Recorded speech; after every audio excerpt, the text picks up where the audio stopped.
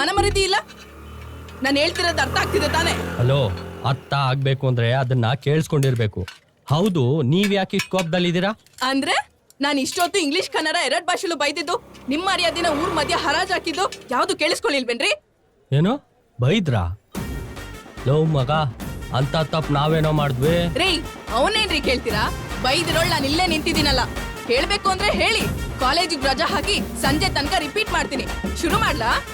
ಅಯ್ಯಯ್ಯೋ, ದಯವಿಟ್ಟು ಬೇಡ ಮೇಡಮ್. ನಿಮ್ಮಂತ ಸುಸಂಸ್ಕೃತ ವಿದ್ಯಾರ್ಥಿಗಳು ಕಾಲೇಜಿಗೆ ರಜಾ ಹಾಕ್ಬಾರ್ದು. ದಯವಿಟ್ಟು ಇಲ್ಲಿಂದ ಹೊರಡಿ.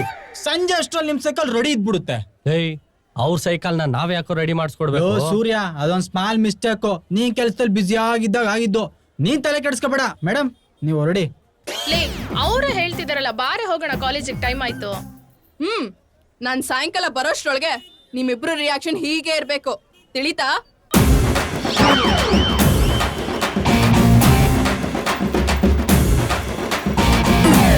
ಅವಳು ಅಷ್ಟೊಂದು ಬೈಕೊಂಡು ಹೋಗ್ತಿದ್ದೆವು, ನೀನ್ ನೋಡ್ದೆ ಅಲ್ಕಿಸ್ಕೊಂಡ್ ಮಗ ನಿಂತಿದ್ಯಾ? ಚೆನ್ನಾಗಿ ಅವಳಲ್ವೇನೋ? ಲೇ, ಸಾಕ್ ಮುಚ್ಲಾ.